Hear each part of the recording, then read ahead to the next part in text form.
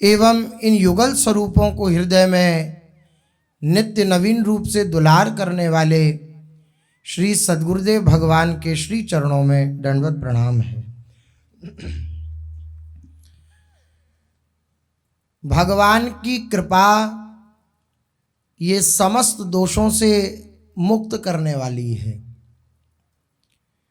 जिन दोषों को हम अपने प्रयास के द्वारा नहीं छोड़ सकते, जिन दोषों को, जिन क्रियाओं को हम अपने प्रयास के द्वारा नहीं त्याग सकते, भगवान की कृपा सहज में उन दोषों को छुड़ा करके और भगवत स्मृति युक्त चित्त कर देती है भगवान की कृपा।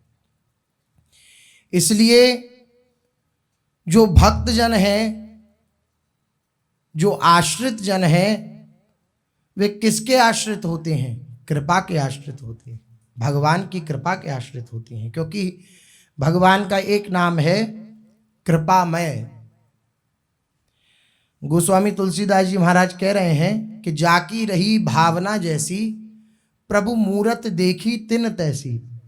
तो मानो किसी ने गोस्वामी जी से पूछा कि जिसकी जैसी भावना है वे प्रभु का वैसा दर्शन करता है, लेकिन आप कैसा दर्शन करते हैं? आपको कैसा दर्शन होता है प्रभु का? तो तुलसीदास जी महाराज कहते हैं कि मैं तो यही देख पाया हूँ, यही दर्शन में आया है कि प्रभु मूर्ति कृपामयी है। जिसकी जैसी भावना है वे उसके अनुसार दर्शन कर रहा है।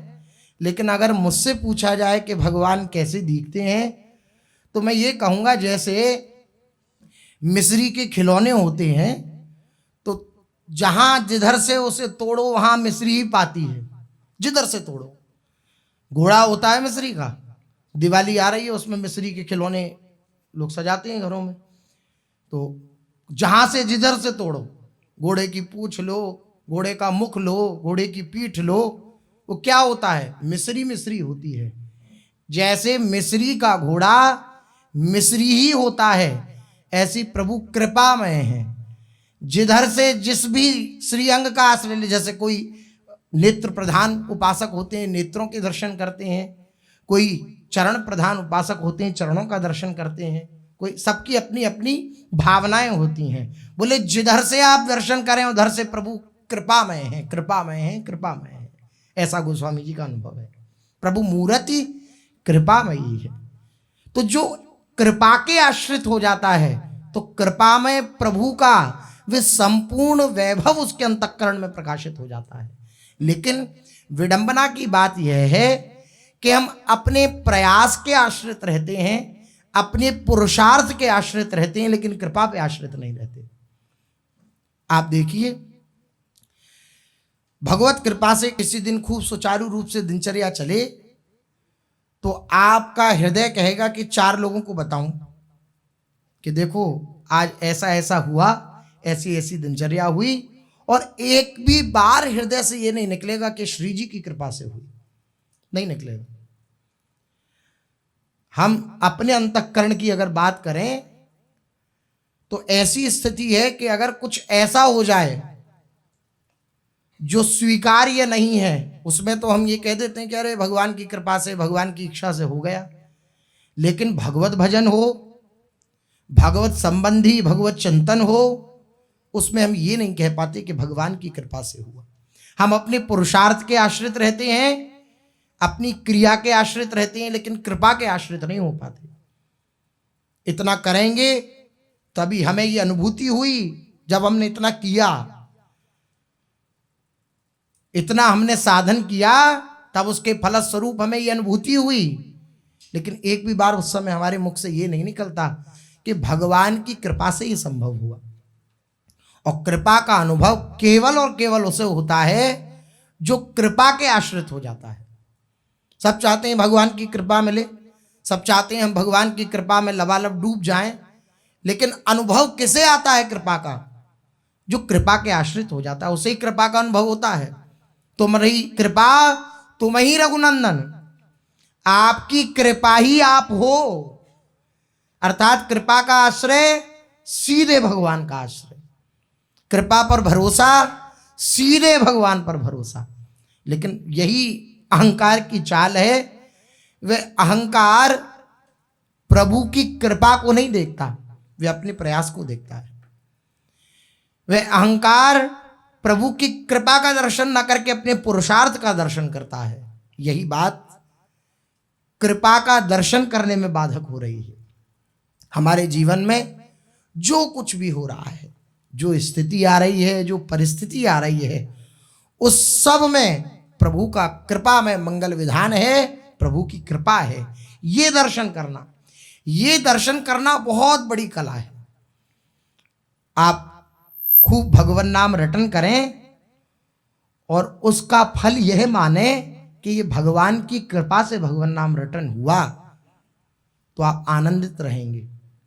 और अगर यह मानेंगे कि इतने बजे से इतने बजे तक मैं पद्मासन लगा के बैठा और मैं एकाग्र हुआ और मैंने अपने चित्त को एकाग्र किया और तब जाकर के मेरा इतने घंटे नाम जप हुआ, तो आप सच मानिए उसका फल अहंकार होगा, अहंकार होगा, अहंकार होगा, और कुछ नहीं होगा। लेकिन उसके विपरीत हृदय से ये स्वीकार कर लें कि इनकी कृपा से ही नाम रटा है, इनकी कृपा से ही जिह्वा पर नाम आ रहा है, मेरा कोई पुरुषार्थ नहीं है। देखिए, कृपा के आश्रित जो संत जन होते हैं उनकी प्यास बढ़ती रहती है भजन की, लेकिन जो अहंकार के साथ भजन करते हैं वो अहंकार में ही डोलते फिरते रहते हैं। मैंने आज इतना किया, देखिए मेरा मन कितना शांत है कि मैंने अपने मन को स्थिर करके और इतना भजन किया। नहीं, ना हमारी सामर्थ्य मन को स्थिर करने में है और ना हमारी सामर्थ्य मन को चंचल करने में है। ये बड़ी गुप्त बात है। ना हमारी सामर्थ्य मन को स्थिर करने में है, ना सामर्थ्य मन को चंचल करने में है। इनकी इच्छा के अनुसार जो चल रहा है वे हमारे जीवन में हो रहा है। क्यों? क्योंकि हम इनके आश्रित हैं, हम इनके भरोसे पर हैं, हम इनकी कृपा के आश्रित हैं।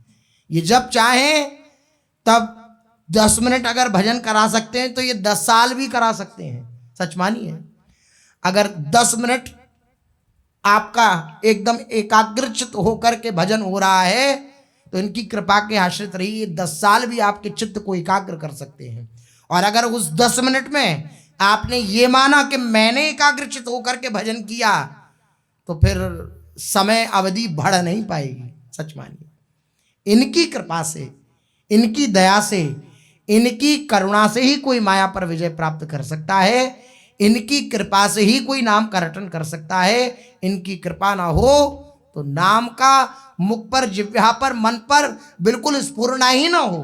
हरिवंश कृपा हरिवंश कहें, हरिवंश चंद्रजू की कृपा से ही हरिवंश चंद्रजू का नाम जिह्वा पर आता है। देखिए, हम सब अपने प्रयास को देखते हैं, अपने पुरुषार्थ को देखते हैं, लेकिन महाप्रभु जी के जीवन को देखिए। वे कह रहे हैं कि मेरे द्वारा तो ऐसे ऐसे कृत्य होते हैं, मैं महापुरुषों के बीच में, महतजनों के बीच में बैठने योग्य भी नहीं हूँ, लेकिन अगर इतने होने पर भी मेरे मुख से भगवान नाम का रटन हो रहा है, राधा नाम स्फुरित हो रहा है, तो हिरिस वृंदावनस्य यत्तन नाम स्फुरति महिमा हिरिस वृंदावनस्य। आचार्य चरण कृपा के आश्रित हैं, वे दर्शन करा रहे हैं कि कृपा के आश्रित उपासक का जीवन कैसा होता है। और हम 4 माला करने के बाद भी ऐसी सामर्थ्य अपने में पाते हैं कि अगर कोई सामने दिख जाए तो हम उसको टेढ़ी नज़र से देखते हैं कि हमने तो आज 4 माला करी, ये 40 माला करी और अमुक तो देखो प्रपंच कर रहा है। नहीं, उनकी कृपा ने करा दी, उनकी कृपा ने जैसे हमें कराई ऐसे उसे भी करा सकते हैं। इसलिए केवल और केवल उनकी कृपा का आश्रय, ये बड़ा सूक्ष्म है। अंतःकरण की इस वृत्ति को हम पकड़ नहीं पाते। ये जो कृपा का आश्रय और अभिमान का आश्रय, ये बिल्कुल ऐसे चलते हैं साथ साथ। तो अंतःकरण की ये सूक्ष्म प्रवृत्ति है, सूक्ष्म दृष्टि के द्वारा इसे देखा जा सकता है, भगवत प्रदत्त बुद्धि के द्वारा। कृपा के आश्रित हैं या अहंकार के आश्रित हैं? नहीं, हम कृपा के आश्रित हैं। इसका जो फल है वे अनंत गुना है और अपने पुरुषार्थ का जो फल है वे सीमित है। कृपा के आश्रित जो उपासक होगा उसको अनंत गुना फल मिलेगा, और जो अपने अहंकार के आश्रित होगा, अपने पुरुषार्थ के आश्रित होगा, उसको सीमित फल मिलेगा। इसलिए कृपा का आश्रय सबसे बड़ा आश्रय है। पुरुषार्थ और प्रयास का दर्शन न करें, अपनी क्रिया में, प्रत्येक भागवतिक क्रिया में भगवत कृपा का दर्शन करें, अपने पुरुषार्थ का दर्शन न करें। ये बहुत बड़ी कला है। ये अंतर्मुख होकर के हमें जांचना चाहिए। फूलन नहीं आएगी। फिर भजन करने के बाद फिर अहंकार की जो फूलन होती है, जिस फूलन में हम दोष दर्शन कर बैठते हैं, वे फूलन नहीं आएगी। जब हम कृपा के आश्रित होंगे ना, तो दैन्यता आएगी, दैन्यता आएगी। आप देखिए 12-12 घंटा, 18-18 घंटा भजन करने वाले साधु जन, उनके निकट जाओ तो कितने दैन्य होते हैं, कितने दैन्य होते हैं।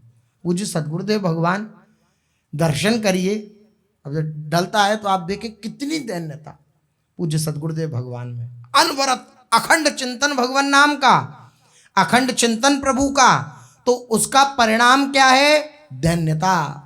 दैन्य हो गए, झुक गए। जितना झुक गए उतने बड़े बन गए, जितना झुक गए उतने बड़े बन गए, जितना अकड़ गए उतना नीचे गिर गए। नहीं, अहंकार से जो भजन होगा, भजन कृपा करेगा, अहंकार का नाश करेगा, वह प्रक्रिया है, वो अलग प्रक्रिया है। लेकिन अहंकार युक्त जो भजन होगा, मैं करने वाला हूं, मैं ये करता हूं, तो फिर भगवान की सहज कृपा का अनुभव नहीं होगा। देखिए, अहंकार से युक्त होकर के यज्ञ कर रहे थे मथुरा में, धूमिल हो गई जटाएं यज्ञ के धुएं से, लेकिन भगवान की कृपा का साक्षात्कार नहीं हुआ, भगवान की कृपा से भगवान का साक्षात्कार नहीं हुआ। और वही कृपा के आश्रित वह याज्ञिकों की पत्नियां, यज्ञ पत्नियां, उन्होंने भगवान की लीला कथाओं का आश्रय लिया, भगवान की कृपा का आश्रय लिया, तो स्वयं मुरली मनोहर श्याम सुंदर का अपने सखाओं के साथ दर्शन कराया श्री ठाकुर जी ने। ये कृपा का आश्रय है। हम अपना बल रखेंगे, अपना अहंकार रखेंगे, अहंकार अर्थात मूढ़ता, अहंकार विमूढ़ आत्मा करता हमति मन्यते। जो अहंकारी होगा वह विमूढ़ है, और उसके हृदय में ये बात होगी कि मैं करने वाला हूं। नहीं, मेरी श्री जी करा रही हैं।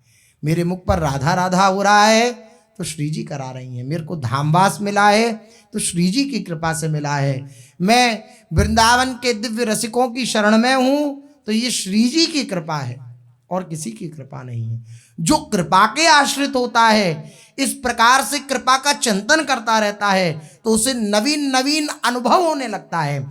जैसे प्रेम का स्वरूप है नित नवीन, नित नवायमान, जैसे युगल का स्वरूप है नित नवायमान, ऐसी कृपा का स्वरूप है नित नवायमान। वो किसी भी स्वरूप में आ सकती है, पहचानना है। वो कभी विपरीत परिस्थिति में भी आ सकती है, प्रतिकूल परिस्थिति में भी आ सकती है, कभी किसी गाली में भी आ सकती है, कभी किसी निंदा में भी आ सकती है, कभी किसी अपमान में भी आ सकती है। लेकिन बस पहचानना है क्या, कि हे कृपा में आपकी ही कृपा है सामने, और कोई कुछ नहीं है। क्यों? क्योंकि मैं आपकी कृपा के आश्रित हूं। अब आपकी कृपा मेरा भरण पोषण कर रही है। मैं स्वयं कुछ नहीं करने के न योग्य था, न हूं, न आगे होऊंगा। आपकी कृपा, आपकी कृपा। जो कृपा कृपा कृपा कृपा का आश्रय लेता रहता है, बस उसकी बात बन जाती है। इधर अटल्ला चुंगी पे जो दाऊ जी महाराज हैं, वहां पूज्य सतगुरुदेव भगवान बतलाते हैं, एक महापुरुष रहा करते थे। पूज्य सतगुरुदेव भगवान गए दर्शन, कुंडी भी नहीं खोलते थे वो महीनों महीनों।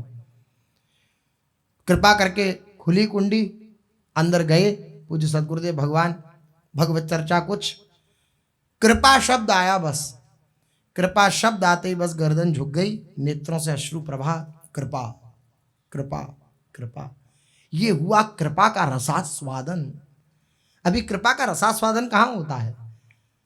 आप सच मानिए, 10 घंटा बैठ करके भजन, वह जो फूलन प्रदान करेगा, जो अहंकार से युक्त मैंने इतना किया, और एक जो कृपा के आश्रित है, यूं कह दिया जाए कृपा के आश्रित रहो सब काम बन जाएगा। गुरुजन कहते हैं पड़े रहो श्री जी के भरोसे, तो तो ये नहीं, हृदय घबरा जाता है। क्या घबरा जाता है? कहीं ऐसा ना हो कि हम पड़े रहें और बाजी हार जाएं। तो क्या गुरु वचनों पर विश्वास नहीं है? गुरु वचनों पर भरोसा नहीं है? क्यों? क्योंकि अहंकार के आश्रय में पड़े हैं, अभी हम कृपा के आश्रय में नहीं पड़े। नहीं, हम कृपा के अंतर्गत हैं, कृपा में प्रभु की दृष्टि में हैं। जब ऐसे ऐसे अधमों का उद्धार प्रभु की कृपा कर सकती है, जगाई मधाई जैसे अधमों का भी, तो हम और आपका तो उद्धार भगवान की कृपा कर ही देगी, बिल्कुल कर देगी। क्यों कर देगी? क्योंकि जैसे जगाई मधाई को महापुरुषों की दृष्टि मिली, श्री नित्यानंद महाप्रभु की दृष्टि मिली, ऐसे हमें भी दृष्टि मिल चुकी है। महापुरुषों की दृष्टि में हम आ गए हैं। अब निश्चित रूप से भगवान की कृपा, महापुरुषों की कृपा हमें उनकी दिव्यता का अनुभव करा ही देगी।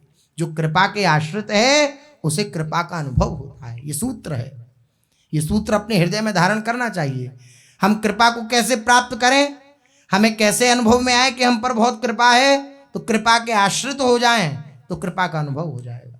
आहा, इष्ट ही के रंग राचे, अब इष्ट की कृपा से इष्ट ही के रंग राचे, कृपा के जब हम आश्रित होंगे तो उसका परिणाम होगा कि इष्ट के रंग में रंग जाएंगे, प्रेम रंग में। जैसे श्री प्रियालाल का दिव्य चिंतन स्फुरित होता रहेगा हर क्षण अपने हृदय में, जब कृपा के आश्रित होंगे।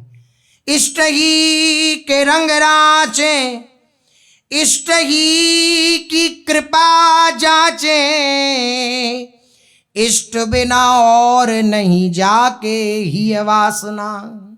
इष्ट के बिना, श्री राधा वल्लभ लाल के बिना, जिसके हृदय में और कोई वासना नहीं है और कोई इच्छा नहीं है और कोई मांग नहीं है, उनकी कृपा से वह इष्ट के रंग में रंग जाता है, वे राधा वल्लभ लाल के रंग में रंग जाता है। इष्ट ही के गावे जस भावे इष्ट ही को रस, इष्ट बिना काहू की जू राखे मन आसना। अब प्रभाव क्या हुआ कृपा के आश्रय का? बोले अब जिनके आश्रित है उनका गुणगान कर रहा है।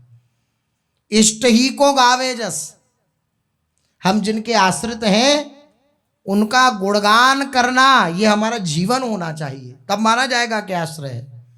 ललिता ललित बजावत बीना, गुण गावत सोई जीवन जीजय। ललितादि सखियों की जीवन है श्री प्रियालाल, श्री प्रियाजू। तो जब प्रियालाल जीवन है तो उनकी जो दिव्य लीलाएं वो क्या हैं? श्री ललितादि सखियों का ये जीवन है। गुण गावत सोई जीवन जीजय, प्रियालाल के गुण गाना ये उनका जीवन है। हम प्रियालाल के आश्रित हैं, हम प्रियालाल की कृपा के आश्रित हैं। उसका परिणाम क्या होगा, प्रभाव क्या होगा? बोले इष्ट ही को गावें जस, अपने प्रियालाल का ही हम यश गावें। अपने मुख से अन्य प्रालाप ना करें, अन्य वार्ता ना करें। जहां बैठे, जिसके संग बैठे, बस प्रियालाल की दिव्य चर्चा करें, प्रियालाल के निज जनों की दिव्य चर्चा करें, दिव्य सूत्रों की चर्चा करें, बस ये जीवन हो जाए। इष्ट बिना काहू की जू राखे मन आसना।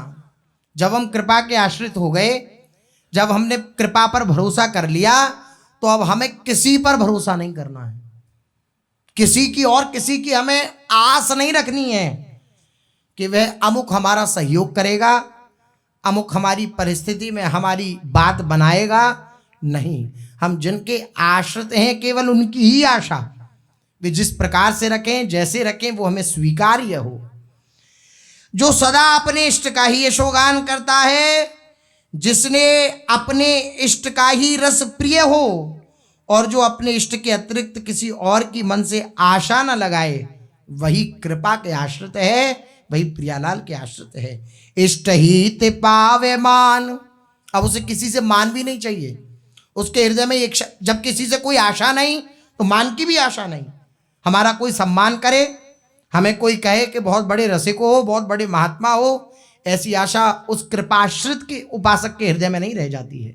किसी से मान की आकांक्षा नहीं रह जाती। आप तो बड़े भजनानंदी हैं, आप तो बड़े दैन्य हैं, आपके द्वारा तो जगत का कल्याण हो रहा है। इस प्रकार की जो वार्ता है वह उपासक जो कृपा के आश्रित है बिल्कुल उस पर दृष्टि नहीं देता। अगर उसे मान भी चाहिए तो अपने प्रियालाल से। इष्ट ही ते पावे मान, और इष्ट जो है ना राधा वल्लभ लाल, वो उसका मान भी करते हैं। कोई स्वामी जगत का अपने सेवक का इतना मान नहीं करता जितना ये स्वामी अपने सेवक का मान रखते हैं। और किस हद तक ये अपमान रखते हैं अपने सेवक का। अपना मान भले टल जाए पर भक्त का मान न टलते देखा। प्रबल प्रेम के पाले पड़कर प्रभु को नियम बदलते देखा। नियम भी बदल डालते हैं प्रभु। नियम है, मैं शस्त्र नहीं उठाऊंगा महाभारत के युद्ध में, अकेला हूं, निहत्था। लेकिन भीष्म पितामह का संकल्प, शस्त्र उठाया और वाह पटपीत की फहरान, वो दिव्य पीत पट फहराते हुए श्री भीष्म पितामह की ओर दौड़े। पूरा प्रसंग है, भीष्म पितामह की ओर दौड़े। क्या? अपना मान भले टल जाए, अपने मान की बिल्कुल भी आकांक्षा उनके हृदय में नहीं रहती है। ये नहीं सोचते हैं कि मेरे ऊपर कोई प्रश्न कर सकता है कि आपका तो ऐसा संकल्प था, आपने अपने संकल्प को क्यों त्याग दिया, इसकी परवाह नहीं करते। भक्त का मान न टलते देखा, अपने भक्त का मान न टल जाए इस बात की परवाह करते हैं। मेरे भक्त का सम्मान, मेरे भक्त की आंखें न झुक जाएं, मेरे भक्त का सर न झुक जाए संसार के सामने, इस बात की परवाह रखते हैं प्रभु। इसलिए इष्ट ही ते पावे मान, वे कृपा का आश्रित उपासक अपने इष्ट से ही मान प्राप्त करता है।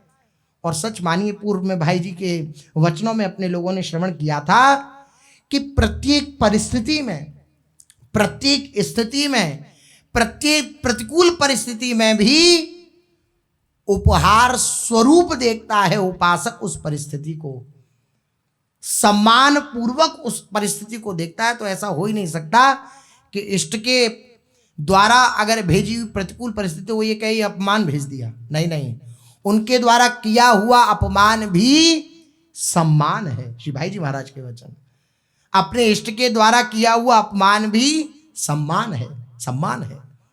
इसलिए इष्ट ही ते पावे मान, और बोले इष्ट बल बलवान, इष्ट के बल पर बलवान है। आहा, मेरे बल श्री वृंदावन रानी, मेरे बल मेरी लाडली जू है, हमारे माई श्यामा जू को राज। ऐसी भावना उसके हृदय में हो जाती है जो कृपा के आश्रित होता है। हम भी कहते हैं इस बात को, हमारी माई श्यामा जू को राज, और हमारे गुरुदेव भी कहते हैं इस बात को, हमारे माई श्यामा जू को राज।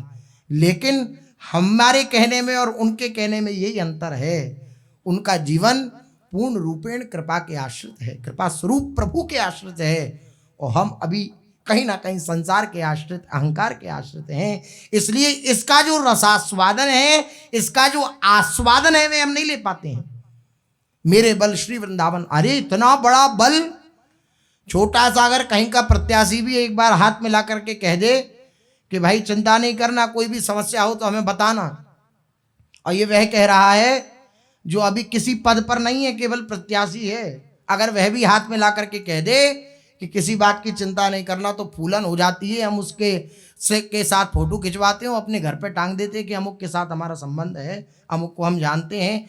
एक छोटे से व्यक्ति को जिससे एक बार मुलाकात हुई, वो भी उसने उपेक्षा की दृष्टि से हमारी तरफ देखा, उस समय फोटो खिंच गई, वो अपने घर में लगा ली, और उसका आश्चर्य हो जाता है कि देखो अमुक से हमारी पहचान है, अमुक के बल पर हम बलवान हैं, अमुक से अब देखो हमारा कौन क्या बिगाड़ता है। आप सोचिए, एक छोटे से मनुष्य के बल पर इतने बलवान होने की आकांक्षा हमारे हृदय में पैदा हो जाती है, तो अनंत कोटि ब्रह्मांडों के नायक श्री ठाकुर जी महाराज, और वो ठाकुर जी भी जिन चरणों की बार बार बलैया लेते हैं, वे हमारी स्वामी जी महाराज के चरणाश्रित जो उपासक होगा, उसके बल की समानता क्या त्रिभुवन में कोई कर सकता है? भला नहीं कर सकता। उनके बल पर बलवान कह रहे हैं इष्ट ही ते पावे मान, इष्ट बल बलवान। इष्ट का बल जब हृदय में जागृत होता है तो फिर कोई भी ऐसी परिस्थिति नहीं होती जो उस उपासक को परास्त कर सके। हर परिस्थिति को वो मुस्कुराते हुए सहन कर जाता है, हर परिस्थिति को वो मुस्कुराते हुए निकल जाता है उस परिस्थिति से। उसे पता भी नहीं लगता कि मेरी ये विपरीत परिस्थिति कब मुझसे दूर हो गई, उस उपासक को अनुभव में ही नहीं आता। ये इष्ट बल बलवान। और इष्ट बिना चाहे मन कहूं को निकासना। इष्ट के बिना और कोई आकांक्षा नहीं है उस कृपाश्रित उपासक के। रस रूपी इष्ट धाम ताही में अटल वास, याही को रसिक कहें सुदृढ़ उपासना। यही सुदृढ़ उपासना है, इसी को सुदृढ़ उपासना कहते हैं। कहते ना महापुरुष जन कि दृढ़ता के साथ उपासना में लगो, यही दृढ़ता है। क्या?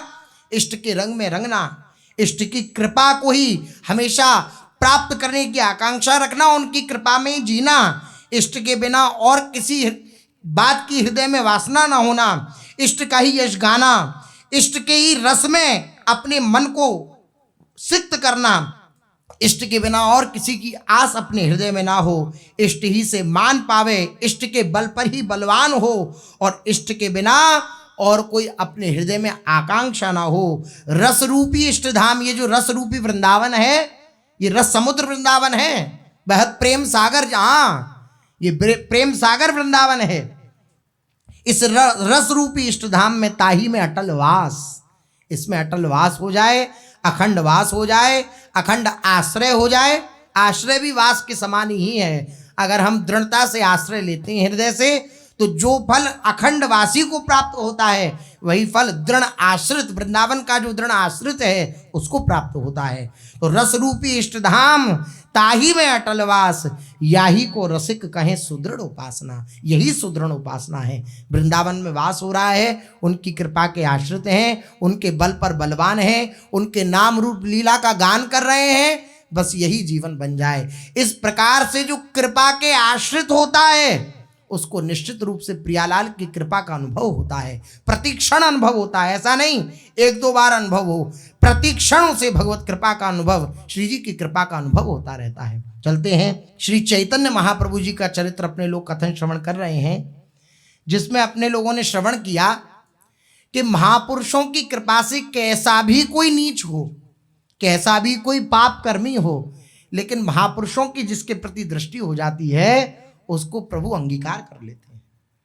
इसलिए कभी हताशा, कभी निराशा मन दिखाए ना कि तुम्हारे अंदर तो इतनी कमियां हैं, तुम्हें भगवान कैसे स्वीकार करेंगे, कैसे अपनाएंगे, तो उसको फटकार दो कि तू अब तक हम अपनी चालों में हमें चलाता हुआ हमारे अनंत जीवन को तूने बर्बाद कर दिया, अब कृपा से हमें उनका आश्रय मिला, अब तू हमें बर्बाद मत कर। कभी बात मन अगर लावे हृदय में कि तुझ पे कृपा नहीं होगी, तेरी दिनचर्या देख, तेरे आचरण देख, ये देख, वो देख, इतनी सारी बातें अगर सामने लावे तो उससे कह दो कि हम अपने आचरणों के भरोसे नहीं हैं, हम अपने आचरणों का आश्रय नहीं लिया है, हमने प्रभु की कृपा का आश्रय लिया है। आचरणों के आश्रित होते, अपनी साधना के आश्रित होते, अपने पुरुषार्थ के आश्रित होते, अपनी क्रिया के आश्रित होते तो हमें घबराहट होती, लेकिन हम न क्रिया के आश्रित हैं, न पुरुषार्थ के आश्रित हैं, न अपनी साधना के आश्रित हैं, हम प्रभु की कृपा के आश्रित हैं। तो वो कृपा जब मैं बिल्कुल भजन नहीं करता था, एक बार भी राधा नाम नहीं लेता था, तब भी मेरे ऊपर थी। अब तो उनकी कृपा से जो थोड़ा बहुत ले भी पा रहा हूं उनकी कृपा से, तो अब तो मेरे पर कृपा होगी ही होगी। अगर मन डरावे, अगर मन धमकावे तो बिल्कुल उसकी बात नहीं सुननी है। ऐसे चरित्रों को श्रवण करके हमारे हृदय में उत्साह होना चाहिए कि प्रभु हमें जरूर अंगीकार करेंगे, प्रभु हमें जरूर स्वीकार करेंगे, और इस कोटि से स्वीकार करते हैं। पूर्व में भी निवेदन किया है, प्रभु इस कोटि से स्वीकार करते हैं अपने जन को कि संकोच ना रह जाए। जो आश्रित हुआ है ना, उसके हृदय में ये संकोच ना रह जाए कि मैं अपराधी हूं, मैं पापी हूं। इस कोटि से स्वीकार करते हैं प्रभु।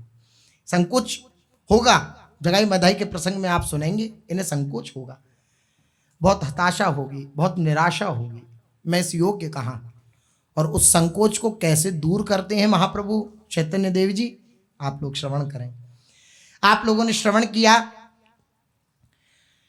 श्री नित्यानंद महाप्रभु रोज की भांति श्री चैतन्य महाप्रभु जी रात्रि में कीर्तन किया करते, वहां आते थे। एक दिन रात्रि में आ रहे थे नाम का रटन करते हुए, जगाई मधाई अब उसी मोहल्ले में आ गए हैं जहाँ पर श्री महाप्रभु जी का कीर्तन होता है। महाप्रभु जी गुणगान करते हैं प्रियालाल की दिव्य नामावली का, वहाँ पर ही इनका डेरा डला है। श्री नित्यानंद महाप्रभु आ रहे थे, भगवान नाम का उच्चारण कर रहे हैं, हरि बोल हरे कृष्ण कृष्ण कृष्ण हरे हरे, हरे राम राम राम हरे, इस प्रकार से भगवान नाम का उच्चारण कर रहे हैं। कानों में आवाज गई, मधाई ने पूछा कौन है, तो कुछ नहीं बोले नित्यानंद महाप्रभु। फिर दोबारा से पूछा क्या सुनाई नहीं देता कौन है, तो नित्यानंद महाप्रभु बोले कि अवधूत नाम है मेरा, मैं अवधूत हूं। तो चिढ़ गया वे मधाई इस बात को सुन के कि अवधूत भी कोई नाम होता है भला, ये कैसा नाम है, तू हमसे हंसी करता है, मजाक करता है हमारे साथ। खड़े हो गए और एक टुकड़ा मटके का पड़ा था, उसको उठा करके वे खपड़े को फेंक करके मारा श्री नित्यानंद जी की तरफ, और नित्यानंद जी के मस्तक पे जाकर लगा खपड़ा। प्रभाव क्या हुआ, रक्त की धारा बह निकली। नित्यानंद महाप्रभु नृत्य करने लगे और नृत्य करते हुए बोले तेरे मन की इच्छा पूरी हो गई, कष्ट पहुंचाना चाहता था, तेरी इच्छा अब मेरी इच्छा पूरी कर दे। क्या, एक बार हरि बोल, एक बार हरि बोल। महापुरुषन सब कुछ सह करके जगत के कल्याण के लिए तत्पर रहते हैं। महापुरुषों के हृदय को कोई नहीं समझ सकता, त्रिभुवन में कोई भी ऐसा नहीं है। क्योंकि क्या होगा कि हम महापुरुषों को समझना चाहेंगे तो समझ नहीं सकते हैं, क्योंकि हमारी मन बुद्धि का जो स्तर है वो बहुत गिरा हुआ है। हमारी मन बुद्धि का स्तर बहुत गिरा हुआ है, बहुत निचली धरा पर है। हम महापुरुष जैसा सोचते हैं, जैसा उनकी हृदय की धारणा शक्ति होती है, जो धारणा होती है उस तक हमारी पहुंच नहीं होती है। इसलिए कहा जाता है कि महापुरुषों को जब महापुरुषों का सेवन किया जाए तो श्रद्धायुक्त होकर के किया जाए, क्योंकि जहां मन बुद्धि लगाएंगे तो मन बुद्धि की हमारी स्थिति जो है बहुत निचली है, हम नहीं समझ पाएंगे उनके हृदय की स्थिति को, उनके हृदय के भाव को, और समझ ही नहीं पाता है संसार। देखिए कैसे कैसे कष्ट दिए पूज्य श्री उड़िया बाबा महाराज, क्या संसार का बिगाड़ा, केवल जगत का कल्याण ही तो किया अपनी वाणी के द्वारा, अपने दर्शन के द्वारा, अपने स्पर्श के द्वारा, लेकिन जगत ने बदले में क्या दिया, गड़ासा दिया। ये संसार नहीं समझ पाता। जो बौद्धिक धरा से सोचते हैं महापुरुषों को, बुद्धि की धरा से समझना चाहते हैं महापुरुषों को, न वे कभी ऐसे लोग समझ पाए, न समझ पा रहे हैं, न समझ पाएंगे। श्रद्धा के द्वारा ही केवल महापुरुषों को समझा जा सकता है, और कोई उपाय नहीं है। आपकी जितनी बलवान श्रद्धा होगी उतना महापुरुषों का दिव्य स्वरूप अनुभव में आएगा। आपकी श्रद्धा जितनी निम्न कोटि की होगी उतना अनुभव में आपको नहीं आएगा। इसलिए पूर्ण श्रद्धा के साथ ही सोई जाने जे देव जनाई, ये संत जन जिन पर कृपा कर दे, बस वही उनके हार्द को जान सकता है और कोई नहीं जान सकता। इनके हृदय को कैसे हम जान सकते हैं, क्या पड़ी है इन्हें संसार में आने की, संसार की गाली खाने की। लेकिन ये महापुरुषों का स्वभाव होता है कि अपने कष्ट सहकर भी अगर जगत का कल्याण हो रहा है तो क्या हुआ, हम कष्ट सह लेंगे लेकिन इस जीव का कल्याण हो जाए। श्री नित्यानंद महाप्रभु के मस्तक पर पड़ा वे खपड़ा, गान करने लगे भगवान नाम का, रो रो कर प्रभु से प्रार्थना कर रहे हैं। श्री नित्यानंद महाप्रभु बोले, हे प्रभु, इस शरीर पर जो आघात हुआ है उसकी मुझे कोई चिंता नहीं है, किंतु इन कुमारों की मुझे चिंता है। इनकी दुर्दशा देख करके मुझ पर रहा नहीं जाता। इनकी शोचनीय अवस्था के स्मरण मात्र से मेरा हृदय विदीर्ण हो जाता है। कौन है ऐसा सोचने वाला महापुरुषों के सिवा हमारे लिए? हमारी स्थिति को, हृदय की स्थिति जो बहुत निचली धरा पर है, उसको देख करके अगर कोई चिंतित हो सकता है तो वो महापुरुष ही तो हैं। इसलिए हेतु रहित जग जुग उपकारी, तुम तुम्हार सेवक असुरारी। श्री तुलसीदास जी महाराज कह रहे हैं कि अगर हेतु रहित बिना कारण के अगर कोई प्रेम करता है तो केवल दो ही हैं संसार में, या तो प्रभु आप स्वयं, या आपके जो निज जन हैं, आपके जो दास हैं, वे अहेतुक प्रेम करते हैं। ये अहेतुक प्रेम है। देखिए क्या शब्दावली लिखी है, कह रहे हैं मेरा स्मरण मात्र से हृदय विदीर्ण होता है इनकी दुर्दशा को देख करके। हे दयालो, अब तो इनकी रक्षा करो, अब तो इनकी निष्कृति का उपाय बता दो, कैसे इनका निस्तार होगा। नित्यानंद जी को इस प्रकार प्रेम में नृत्य करते देखकर मधाई और अधिक चढ़ गया। उसने देखा कि मैंने मारा और ये और नृत्य कर रहा है। इस पर वह इनके ऊपर दूसरी बार प्रहार करने को उद्यत हुआ, लेकिन जगाई देख रहा था, जो मधाई का भाई जगाई भी देख रहा था। उसने कहा इतना कष्ट मिला, खून बह रहा है, लेकिन ये प्रभु से प्रार्थना कर रहे हैं कि इनकी बुद्धि सुधर जाए। हृदय पिघल गया जगाई का, और अपने भाई को उसने रोका कि क्या करते हो, साधुजनों को क्यों पीड़ा देते हो। जगाई ने उसे बीच में ही रोक दिया। मधाई की अपेक्षा जगाई कुछ कोमल प्रकृति का और दयावान था। उसे नित्यानंद जी की इस दशा पर बड़ी दया आई। अब एकदम दयावान कैसे हो गया? महापुरुषों का संकल्प, भगवान नाम का श्रवण, उससे दया प्रकट हुई है। प्रहार करने वाले पर भी क्रोध न करके वे आनंद के सहित नृत्य कर रहे हैं और उल्टे अपने अपराधी के कल्याण के निमित्त प्रभु से प्रार्थना कर रहे हैं। इस बात से जगाई का हृदय पसीज उठा। उसने मधाई को रोकते हुए कहा, तुम ये क्या कर रहे हो? एक सन्यासी को बिना जाने पूछे बेमतलब तुम उन्हें मार रहे हो, ये अच्छी बात नहीं है, ये मत करो, गिरको इसे। वो हाथ से लेकर के वो जो उसने दोबारा मारने के लिए रखा, उसको नीचे डाल दिया। लाल लाल आंखों से चारों ओर देखते हुए मधाई ने कहा, ये अपनी सीधी तरह नाम गांव नहीं बताता है तो मारूंगा, नहीं तो क्या करूंगा। नहीं अपना नाम बताता है ना अपना गांव बताता है। सरलता के स्वर में जगाई ने कहा, अरे ये परदेसी सन्यासी अपना नाम गांव क्यों बतावे? ये धर्म नहीं है। सन्यासी को अपना गांव या अपना नाम नहीं बताना चाहिए। ये धर्म नहीं है कि हम हमारा जन्म कहाँ हुआ, हमारा पूर्व नाम क्या था, ये परिचय नहीं देना चाहिए। जो विरक्त है, ये विरक्त हैं, अपना नाम गाम क्यों बतावेंगे? तो जगाई ने मधाई से कहा, देखते नहीं अवधूत हैं, मांग कर खाते होंगे, इधर उधर पड़े रहते होंगे, यही इनका जीवन है। जगाई के इस प्रकार निवारण करने पर मधाई कुछ शांत हुआ।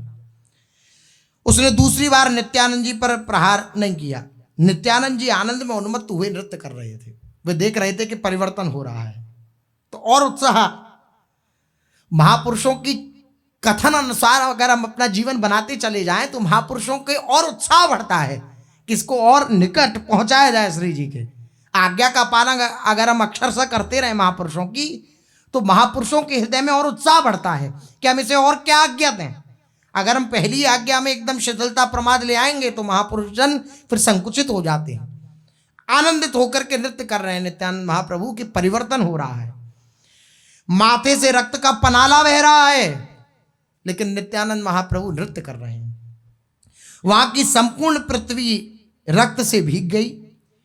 लोगों ने जल्दी जाकर के, कुछ लोग जो देख रहे थे ये सब दृश्य, जाकर के जल्दी से श्री चैतन्य महाप्रभु को जाकर बताया कि महाप्रभु जी अनर्थ हो गया। जगाई मधाई ने तो अब अति कर दी। क्या हुआ, क्या हुआ, सब ठीक तो है? महाप्रभु जी ने कहा, भक्तों के साथ कीर्तन आरंभ ही करने वाले थे श्री महाप्रभु जी उस समय। नित्यानंद महाप्रभु को इस मधाई ने वह खपड़ा मारा है और उनके माथे से रक्तस्राव हो रहा है। नित्यानंद जी के प्रहार की बात सुनकर श्री महाप्रभु जी पे नहीं रहा गया। ये नित्यानंद जी गुरु तत्व और श्री चैतन्य महाप्रभु ईश्वर प्रभु। अपने दास पर कष्ट होगा तो भगवान सहन नहीं करेंगे। भागे श्री महाप्रभु जी। ये नित्यानंद जी को अत्यंत प्राणों से भी अधिक प्यार करते हैं। नित्यानंद जी की विपत्ति का समाचार सुनकर एकदम उठ खड़े हुए, दौड़ते हुए घटना स्थल पर पहुंचे। जहां ये घटना घटी, इनके पीछे सभी भक्त ज्यों के त्यों उठकर चल दिए। किसी के गले में ढोलक लटकी हुई है, किसी के कमर में मृदंग बंधा हुआ है, कोई पखावज लिए, किसी के दोनों हाथों में करताल, बहुतों के हाथों में मंजीरा। प्रभु ने देखा नित्यानंद जी आनंद के उद्रेक में प्रेम से उन्मत्त की भांति नृत्य कर रहे हैं। महाप्रभु जी ने दर्शन किया आते ही। उनके मस्तक पर रक्त की धारा बह रही है, संपूर्ण शरीर रक्त रंजित है, शरीर में से रक्त टप टप नीचे टपक रहा है। उनके नीचे की संपूर्ण पृथ्वी रक्त के कारण लाल हो गई है, इतना रक्त बहा। ऐसी दशा में भगवान के सुमधुर नामों का कीर्तन कर रहे हैं। नित्यानंद जी के रक्त प्रवाह को देख करके प्रभु का खून उबलने लगा, अर्थात प्रभु क्रोधित हो गए। अपने भक्त के कष्ट को नहीं सहन कर सकते प्रभु। उस समय वे अपनी सब प्रतिज्ञा भूल गए और आकाश की ओर देख करके बोले, चक्र चक्र चक्र, ऐसा उद्घोष करने लगे। इन दोनों पापियों ने देखा कि ऊपर से चक्र उतरता हुआ आ रहा है, क्योंकि स्वयं प्रभु हैं, ईश्वर ही हैं, भगवान ही हैं।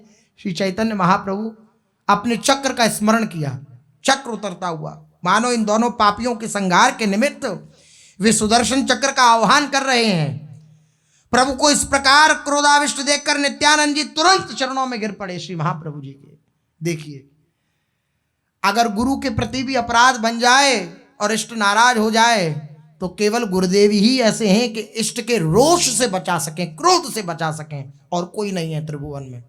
भगवान भी अपने क्रोध को संवरण नहीं कर सकते जब तक गुरु कृपा ना हो जाए। नित्यानंद महाप्रभु तुरंत चरणों में गिर पड़े श्री महाप्रभु जी के और विनीत भाव से कहा, प्रभु प्रभु प्रभु, ये आप क्या कर रहे हैं? अपनी प्रतिज्ञा का आप स्मरण कीजिए। आप यहां पर पापी का संहार करने के लिए प्रकट नहीं हुए हैं, आप यहां पर पाप को नष्ट करने के लिए प्रकट हुए हैं, आपका पाप की प्रवृत्ति को नष्ट करने के लिए प्रकट हुए हैं। आप अपनी प्रतिज्ञा का स्मरण करिए। हे पतित पावन, आप दया करिए, क्रोध मत करिए। इनका उद्धार कैसे होगा? आप क्रोध करेंगे तो। आप तो पाप संहारी हैं, पापी संहारी नहीं हैं, आप पाप संहारी हैं। आपका नाम तो पतित पावन है, आप तो दीनानाथ हैं। इनके बराबर दीनहीन पतित आपको उद्धार के निमित्त तब कहां मिलेगा? प्रभु, ये पापी आपकी कृपा के पात्र हैं, ये गौर की दया के पात्र हैं, आप कृपा करिए। इनके ऊपर अनुग्रह होना चाहिए। अपने जगत वंद्य चरणों को इनके मस्तक पर विराजमान करिए और इनका उद्धार कर दीजिए। नित्यानंद महाप्रभु जी चरणों में गिरे पड़े हैं और प्रार्थना कर रहे हैं महाप्रभु जी से। निताई के ऐसा प्रार्थना करने पर भी प्रभु का क्रोध शांत नहीं हुआ। इधर प्रभु को क्रुद्ध देखकर सभी भक्त विस्मित से हो गए। सभी आश्चर्य के साथ प्रभु के कुपित मुख की ओर संभ्रम भाव से देखने लगे। सभी को प्रतीत होने लगा कि आज संसार में महाप्रलय हो जाएगा, संपूर्ण संसार प्रभु के प्रकोप से भस्मीभूत हो जाएगा। प्रभु की ऐसी दशा देखकर कुछ भक्त अपने आप को न रोक सके। मुरारी, गुप्त आदि वीर भक्त महावीर के आवेश में आकर उन दोनों पापी भाइयों के संहार के निमित्त स्वयं उद्यत हो गए। जो साथ आए महाप्रभु जी के, वे स्वयं उद्यत हो गए इन भाइयों को संहार के लिए। उस समय भक्तों के हृदयों में एक प्रकार की भारी खलबली सी मची हुई थी। उत्तेजित भक्त मंडली को देखकर जगाई मधाई के सभी सेवक डर के कारण थरथर कांपने लगे। हजारों नर नारी घटना स्थल पर आकर एकत्रित हो गए। संपूर्ण नगर में एक प्रकार का कोलाहल सा मच गया। नित्यानंद जी उत्तेजित हुए मुरारी, गुप्त आदि भक्तों के पैरों में गिर गिर कर उनको शांत होने के लिए कह रहे हैं। देखिए, ये महापुरुष का हृदय है।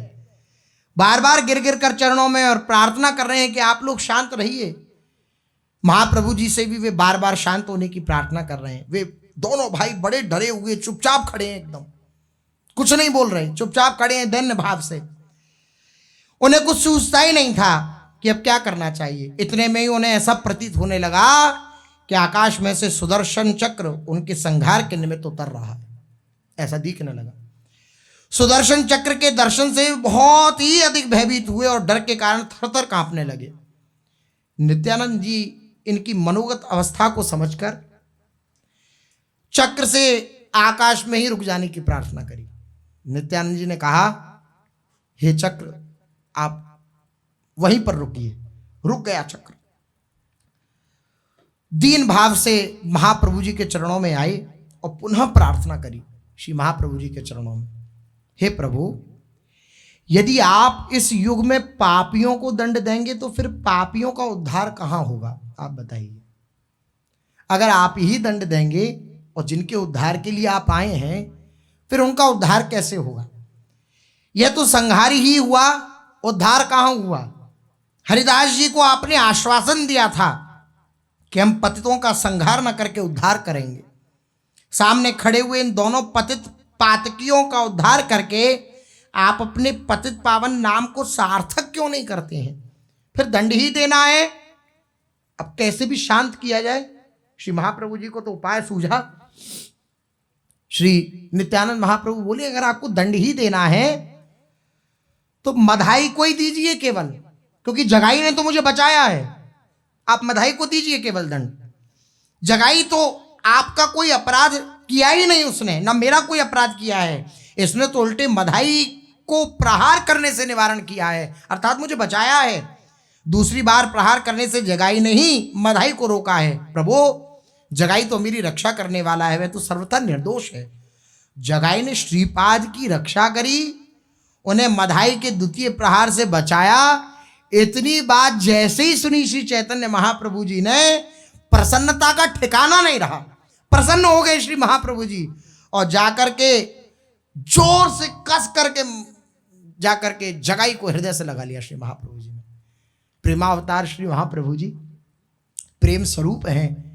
हृदय का आलिंगन प्रदान किया, अर्थात प्रेम प्रदान कर दिया। आहा, संपूर्ण शरीर पुलकित हो उठा।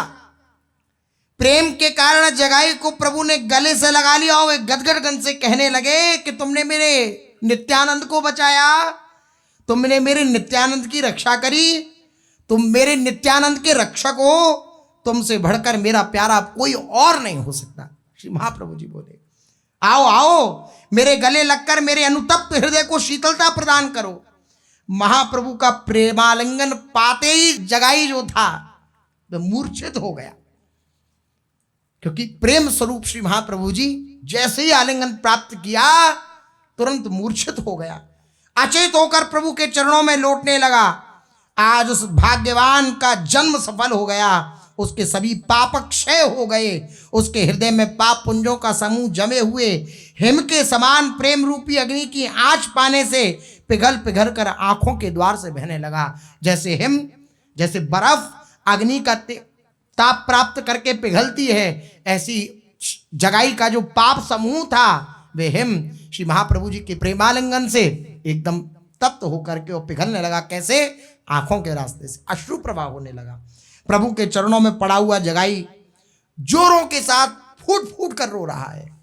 अनंत जन्मों से प्यास जो थी उसकी पूर्ति हुई। मुझ जैसे अधम को श्री महाप्रभु जी ने स्वीकार किया। मेरी अधमता की ओर न देख करके बार बार इस कृपा का याद कर करके बार बार रो रहा, चीख चीख कर रो रहा है जगाई। जब अपने भाई को मधाई ने देखा कि ऐसी स्थिति, कि ये इतनी विकट परिस्थिति और रो रहा है, चीख चीख कर रो रहा है, अधीर होकर रो रहा है, पश्चाताप की ज्वाला जल गई मधाई के हृदय में। और बस पश्चाताप ही प्रायश्चित है। जिस साधक के जीवन में पश्चाताप समाप्त हो गया वे अपनी क्रियाओं का कभी प्रायश्चित नहीं कर पाएगा। पश्चाताप ही प्रायश्चित है। पश्चाताप की ज्वाला दग्ध हो गई मधाई के हृदय में। उसे भी अपने कुकृत्य पर लज्जा आने लगी। अब वे अधिक काल तक स्थिर न रह सका और आंखों में आंसू भरे आए। आंखों में आंसू भरकर गदगद कंठ से श्री महाप्रभु जी के समक्ष गया और महाप्रभु जी के समक्ष जाकर के मधाई बोला कि महाप्रभु जी, मैं जानता हूं मेरा भाई है, जैसा मैं हूं वैसा ही ये है। मैं जैसे पापाचरण युक्त हूं ऐसे ये भी है। आपने उसके ऊपर कृपा कर दी, मेरे ऊपर कृपा नहीं करेंगे क्या? मुझ जैसे अधम को स्वीकार, क्या मैं इससे भी बड़ा पापी नीच हूं क्या? मुझे स्वीकार नहीं करेंगे क्या? मुझ पर कृपा नहीं करेंगे क्या? प्रभु, हम दोनों ही भाइयों ने मिलकर समान रूप से पाप किए हैं। हम दोनों ही लोक निंदित बात की हैं। आपने एक भाई को ही अपने चरणों की शरण प्रदान करी। नाथ, हम दोनों को ही अपनाइए, हम दोनों की रक्षा करिए। ये कहते कहते मधाई भी महाप्रभु जी के चरणों में लौटने लगा। अश्रुओं के वेग से वहां की सब धूली कीचड़ बन गई। इतने आंसू गिरे कि जितनी धूली थी नीचे की वे सब कीचड़ बन गई। जल से सिक्त हो गई, अश्रुओं से सिक्त हो गई। वह कीचड़ दोनों भाइयों के अंगों में लिपटी हुई थी। संपूर्ण शरीर धूल और कीच में सना हुआ था। नदिया के बिना तिलक के राजाओं को इस प्रकार धूलि में लौटते देखकर, बिना तिलक के राजा अर्थात राजा थे नहीं है, लेकिन राजा जैसे ही थे, प्रामाणिक राजा नहीं थे, कोतवाल थे लेकिन राजाओं की तरह था, लेकिन वे आज धूलि में लौट रहे हैं।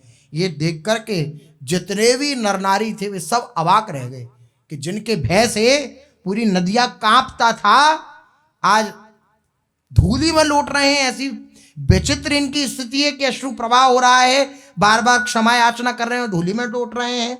सभी लोग उन पापियों के पापों को भुलाकर उनके ऊपर दया के भाव प्रदर्शित करने लगे। आहा, नम्रता में कितना भारी आकर्षण होता है। मधाई के ऊपर प्रभु का रोष अभी भी नहीं जा रहा है। जगाई के ऊपर तो चला गया, इसने मेरे नित्यानंद की रक्षा करी, लेकिन मधाई के ऊपर रोष नहीं करा। गंभीर स्वर में कहा श्री महाप्रभु जी ने, मधाई मैं तुम्हें क्षमा नहीं कर सकता। मैं अपने अपराध करने वाले के प्रति तो कभी क्रोध नहीं करता, मेरे प्रति कोई अपराध कर दे तो मैं उस पर कभी क्रोध नहीं करता, किंतु तुमने श्रीपाद नित्यानंद जी का अपराध किया है। यदि तुम्हें वे क्षमा कर दें तब तो तुम मेरे प्रिय हो सकते हो, जब तक वे तुम्हें क्षमा नहीं करते तब तक तुम मेरे सामने दोषी ही हो। जाओ नित्यानंद जी की शरण लो। ये सिद्धांत है। इस सिद्धांत को जितनी जल्दी हम स्वीकार कर लें उतना अच्छा है, वरना परिणाम जो होगा वह दुष्परिणाम होगा, सत्परिणाम नहीं हो सकता। प्रभु की ऐसी आज्ञा सुनकर मधाई अस्त व्यस्त भाव से प्रभु के चरणों को छोड़कर नित्यानंद जी के चरणों में जा गिरा और फूट फूट करके रोने लगा। उसने अपने कुकृत्य पर बड़ी भारी लज्जा प्रकट करी। उसी की ग्लानि के कारण वह अधीर होकर दहाड़ मार कर रो रहा है। उसके रुदन की ध्वनि को सुनकर पत्थर भी पसीज उठता, ऐसा रुदन जगाई मधाई का दोनों का। चारों दिशाओं में सन्नाटा छा रहा है। मधाई चरणों में पड़ा है श्री नित्यानंद महाप्रभु के। मानो मधाई के रुदन से द्रवीभूत होकर सभी दिशाएं रो रही हों। सभी लोग उन पापियों की ऐसी दशा देखकर अपने आपे को भूल गए। उन्हें उस क्षण कुछ पता ही नहीं चला कि हम स्वर्ग में हैं या मर्तलोक में हैं। सभी गौरांग के प्रेम प्रवाह के वशवर्ती होकर उस अभूतपूर्व दृश्य को देख रहे हैं। मधाई को नित्यानंद जी के पैरों के नीचे पड़ा देखकर नित्यानंद जी से प्रभु कहने लगे, श्रीपाद, इस मधाई ने आपका अपराध किया है, आप ही इसे क्षमा कर सकते हैं। मुझ में इतनी क्षमता नहीं कि मैं आपका अपराध करने वाले को अभय प्रदान कर सकूं। आप बताइए क्या आज्ञा है आपकी। भगवान पूछ रहे हैं गुरुदेव से, बताइए आपकी क्या आज्ञा है। आप कहेंगे तो इसे क्षमा कर दिया जाएगा, आप नहीं कहेंगे तो ये कभी क्षमा के योग्य ही नहीं है, क्योंकि इसने आपका अपराध किया। अत्यंत ही दीन भाव से नित्यानंद जी ने कहा, अब बड़ी ही विलक्षण बात है, बड़ी ही विलक्षण बात है। महाप्रभु जी के चरणों में निवेदन करते हुए श्री नित्यानंद जी बोले, प्रभु, यह तो आपकी सदा से ही रीति बनी आई है कि आप अपने सेवकों के सिर सदा से सुयश का सेहरा बांधते आए हैं। अपने सेवकों के सिर पर सदा से ही आप सुयश का सेहरा बांधते आए हैं, आपकी सदा से रीति चली आई है। आप इनके उद्धार का श्रेय मेरे सिर पर लादना चाहते हैं, किंतु इस बात को तो सभी जानते हैं कि पतित पावन गौर में ही ऐसे पापियों को उबारने की सामर्थ्य है। प्रभु, मैं हृदय से कहता हूं, मेरे हृदय में मधाई के प्रति अणुमात्र भी विद्वेष भाव नहीं है। और अब बड़ी ही विलक्षण बात नित्यानंद महाप्रभु बोले कि अगर इतने पर भी संशय हो तो जन्म जन्मांतरों में कभी भी कोई भी मैंने सुकृत किया हो या जितने पुण्य किए हों, वे सब के सब पुण्य, वे सब का सब पुण्य पुंज मैं इन जगाई मधाई को समर्पित करता हूं, मैं इन जगाई मधाई को दे देता हूं। देखिए, ये प्रभाव है महापुरुष का, ये उदार हृदय है महापुरुष का। अपने जीवन की जन्म जन्मांतर के जितने पुण्य हैं सारे के सारे अपने उस जीव के कल्याण के लिए श्री नित्यानंद जी ने लगा दिया। ये महापुरुषों का हृदय ही कर सकता है। आप खूब जोर का साधन करो और आपके पास कोई जल लेकर पहुंच जाए कि भाई हाथ पे जल लो और ये सब हमें दे दो, तो आपका हृदय कांप जाएगा कि भाई मेहनत हमने करी, 24-24 घंटे हम भगवान नाम जप किया, ये किया वो किया, या कोई भी हमने साधन भजन किया और हम तुम्हें कैसे दे दें। ये कोई महापुरुष ही कर सकते हैं, जिनका हृदय श्री प्रियालाल के आश्रित है, जो स्वयं प्रियालाल स्वरूप हो चुके हैं, उन्हीं की ये सामर्थ्य है। नित्यानंद जी बोले, जन्म जन्मांतरों में मैंने कभी भी कोई पुण्य अर्जित किए हों, उन समस्त पुण्यों का पुंज मैं मधाई को समर्पित करता हूं, मैं जगाई मधाई दोनों को देता हूं। तो उन सब का पुण्य मैं इन दोनों भाइयों को प्रदान करता हूं। इतना सुनते ही महाप्रभु जी दौड़े और दौड़ करके मधाई को अंक में उठा लिया। जगाई को तो पहले आलिंगन प्रदान किया ही था, अब मधाई को भी हृदय से लगा लिया।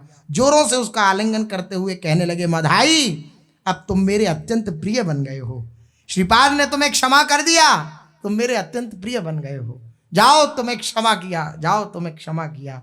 आनंदित हो रहे हैं, पूरा वातावरण, चारों तरफ श्री महाप्रभु जी की जय जयकार हो रही है, हरि बोल हरि बोल हरि बोल, ऐसी दिव्य तुमुल ध्वनि हो रही है, चारों तरफ आनंद आनंद हो रहा है, सब जय जयकार कर रहे हैं, खूब नाम कीर्तन होने लगा। अब आगे क्या हुआ सो शेष चर्चा आगे। श्री राधा वल्लभ लाल की